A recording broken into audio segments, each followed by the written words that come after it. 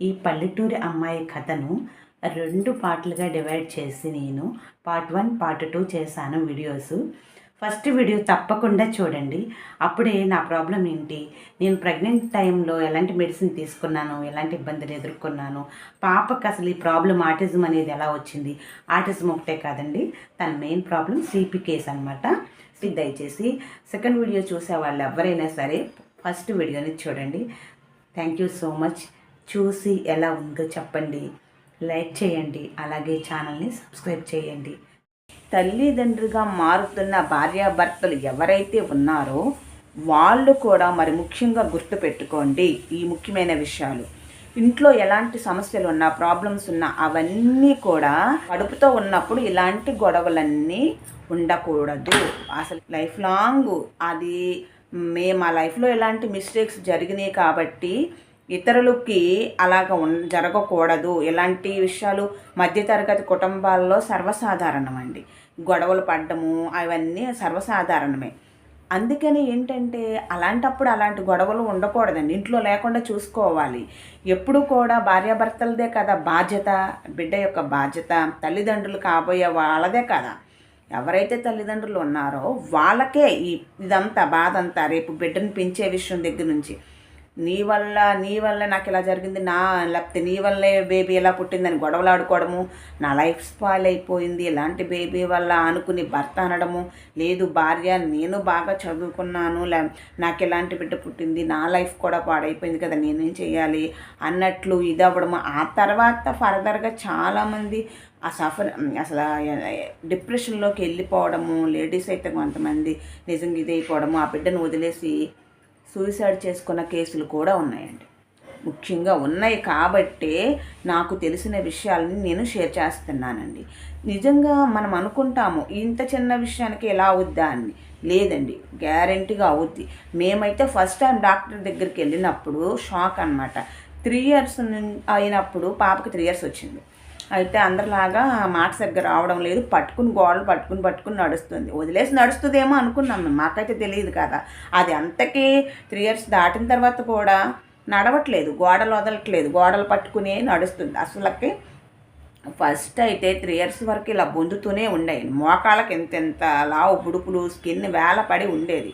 ఆ తర్వాత అలా కొంచెం గోడ పట్టుకోవడము, ఆ గ్రిప్ అనేది గోడ పట్టుకుంటే కుదురుద్దని గోడ పట్టుకుని నడిపించటము, ఇలా నడవమని చెప్పడము అలా చేసాము మేము.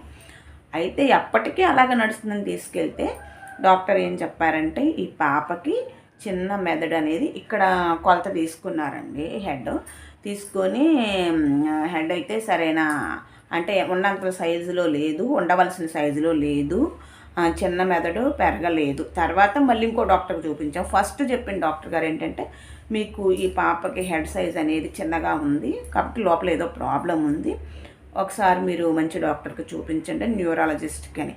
ఇంకా అప్పటి నుండి మా జర్నీ స్టార్ట్ అయింది. తిరుగుతున్నాం న్యూరాలజిస్ట్ దగ్గర నుంచి అక్కడికని చాలా డాక్టర్స్ చూపించాము.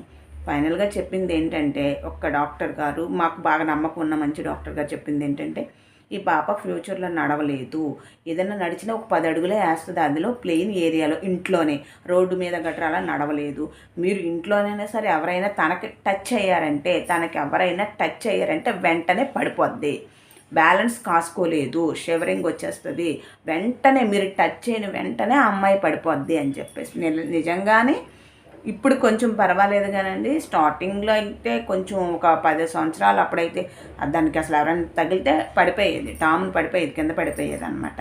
మేము చూపించినప్పుడు 6 సంవత్సరాలు అప్పుడు చూపిస్తే డాక్టర్ గారు అలా చెప్పారనమాట.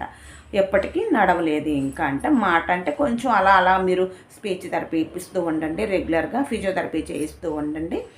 అంతేగాని తర్వాత మీరు డబ్బులు పెట్టుకుంటే నయం అవుద్దని కానీ, మీరు ఫిజియోథెరపీ చేస్తే తను నడిచేస్తుందని కానీ ఏ డాక్టరు చెప్పలేదండి. అంటే ఒక్కొక్కరి కేసు ఒక్కో రకంగా ఉంటుంది కదా. సో అదనమాట. అంటే నా కడుపులో ఉన్నప్పుడే తనకి మైల్డ్గా పక్షవాతం అనేది వచ్చేసింది అని చెప్పింది డాక్టర్ గారు. ఫైనల్గా చెప్పారు ఆ మాట మాకు డాక్టర్ గారు చెప్పారు. మేమైతే షాక్ అనమాట, ఇంకా అసలుకి స్టన్ అయిపోయాం. నాకైతే ఇంకా పిచ్చి పట్టేసింది. ఇంకా ఏం చేస్తే నడుస్తుంది, ఎలా నడిపించాలి, ఎలాగ నార్మల్గా చెయ్యాలి అనేది ఒక థాట్ అయితే రెగ్యులర్ నార్మల్ పనులు దానికి నేర్పించడానికి నాకు అసలు ఇంకా చుక్కలు కనపడినాయి అనమాట. అంత అసలు ఎలా నేర్పించాలి, ఎలా చెప్పాలి, చెప్తుంటే మర్చిపోతుంది, అలవాటు అవ్వట్లేదు. అది స్టార్టింగ్లో అయితే వాటర్ తాగేది కాదండి, నిజం చెప్తున్నాను. 5 ఇయర్స్ వరకు కూడా వాటర్ తాగేది కాదు. పాలు తాగించడానికి కాళ్ళ మీద పడుకోబెట్టి పాలు తాగితే పాలు పట్టించిన వెంటనే వామిటింగ్ చేసేసుకునేది. వాటర్ తాగేది కాదు. దానివల్ల అసలు వెళ్ళేది కాదు. చాలా కాంప్లికేట్ అయిపోయేది. చాలా పెయిన్, కడుపులో నొప్పిని, ఎందుకు ఏడుస్తుందో తెలీదు, దేనికి ఏడుస్తుందో తెలీదు, పైకి చెప్పడం రాదు. ఇంకా అసలు నాకు ఎందుకు ఈ జీవితం అనిపించిన సంఘటన నాకు ఉందండి. చాలామంది నాకు కామెంట్ చేసిన అంటే లేడీస్ ఒక 4-5 నాకు అలాంటి కామెంట్స్ నేను చూశాను. నాకు అనిపించింది పర్సనల్గా, నేను బ్రతకడం అనవసరం, నాకు ఈ లైఫ్ వేస్ట్ అనిపించింది. కేవలం మా వారి సపోర్ట్ అండి. ఇంకా అసలు ఆయనే నాకు అమ్మా నాన్న, ఆ భగవంతుడు దేవుడు నాకు ఇచ్చిన భర్త నిజంగా చాలా చాలా మంచివారు. మా వారి సపోర్ట్ బాగా ఉంటుంది. మా పాప అంటే ప్రాణం అనమాట. చాలా బాగా చూసుకుంటారండి, చాలా కేరింగ్గా. అయితే అలాంటి పాప ఎలా నార్మల్ అయ్యింది అంటే, నేను ఒక చిన్న విషయం చెప్తాను. అంటే ఇంట్లోనే ఉంటే తనకి స్కూల్కి వెళ్తే నార్మల్ అవుద్ది మిగతా పిల్లల్ని చూసి అని మా వారు చెప్పారు.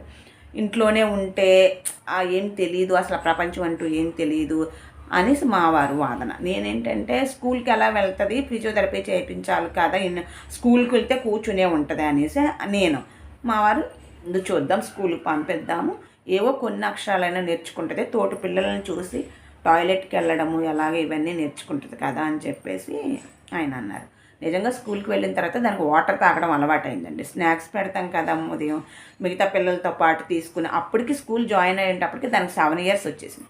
7 ఇయర్స్ వచ్చినప్పుడు మేము ఎల్కేజీలో జాయిన్ చేసామన్నమాట. అప్పటికి నాకు సెకండ్ బాబు కూడా పుట్టేశాడు. వాడికి 2.5 ఇయర్స్ అనమాట. వాడిని ఊరికే అలాగా స్కూల్కి పంపించినట్టు ఉంటుంది, ఇద్దరిని కలిపి తోడు ఉంటుందని ఊరికే బాబుని అలా నర్సరీకి పంపించి వాడితో పాటు పాపను కూడా స్కూల్ జాయిన్ చేసామన్నమాట. అయితే ఆ స్నాక్స్ తినేటప్పుడు తాగడం, అలాగే భోజనం పెట్టినప్పుడు మళ్ళీ వాటర్ తాగడము, మధ్యాహ్నం టైంలో పిల్లలు ఏవైనా తినండి, లేకపోతే స్కూల్ టీచర్స్ చెప్తారు కదా, ఎవరికైనా టాయిలెట్ వస్తే వెళ్ళండి ఇలాగా అని చెప్పడము, నేర్పించడము, వాటర్ తాగడం అన్నమాట బ్రేక్ టైంలో. ఇవన్నీ 4 ఇయర్స్ స్కూల్కి వెళ్ళింది. ఇప్పుడైతే ఏం గుర్తు లేవులేండి, దానికి మర్చిపోయింది, నార్మల్కి వచ్చింది మళ్ళీను. అందుకే అమ్మ పాఠాలు స్టార్ట్ చేసి కొద్దిగా తనకు నేర్పించాలని నేను ఈ ఛానల్ స్టార్ట్ చేశాను. అలాగ వాటర్ అలవాటైంది స్కూల్లోనేనమాట. ఇప్పుడు ఎవ్రీడేనండి అది ఒక 5-6 లీటర్ల వాటర్ తాగుతుంది. మార్నింగ్ లేవడంతోనే ఒక బాటిల్ వాటర్ తాగుతుంది. ఏ రోజు తనకి ఇంకా ప్రాబ్లం లేదనమాట. అంటే మామూలుగా టాయిలెట్కి వెళ్ళే ప్రాబ్లము అసలు లేదు పాపం. ఆ దేవుడు నాకు నిజంగా నన్ను కాపాడాడు. ఆ విషయంకి వస్తే ఎలాగా అనుకున్నాను, అది నాకు ఆ ప్రాబ్లం సాల్వ్ అయిపోయింది. ఫస్ట్లో నేను వాష్ చేసేదాన్ని, ఇప్పుడు వాష్ చేయడం దాన్ని నేర్చుకుంది. అయితే నేను అలా రెగ్యులర్గా నేర్పించానులేండి. అది వీడియో లెంత్ ఎక్కువ అయిపోద్ది, నేను ఇంకొక వీడియోలో షేర్ చేసుకుంటాను. వాటర్ తాగడం అలవాటు అయ్యింది. మార్నింగ్ లేవటంతోనే బాత్రూమ్కి వెళ్ళిపోయి తన పనులన్నీ చేసుకొని చక్కగా బ్రష్ చేసుకొని స్నానం చేసి బయటకు వస్తుంది. సో అదనమాట నా పర్సనల్ ఎక్స్పీరియన్స్ మా పాపతో అనమాట. తన ప్రాబ్లం ఇలా స్టార్ట్ అయింది. సో ఈ వీడియో నచ్చినట్లయితే ప్లీజ్ లైక్ చేయండి, ఛానల్ని సబ్స్క్రైబ్ చేయండి మరిన్ని మంచి వీడియోస్ కోసం. థ్యాంక్ యూ సో మచ్ అండి. అమ్మ పాఠాలు.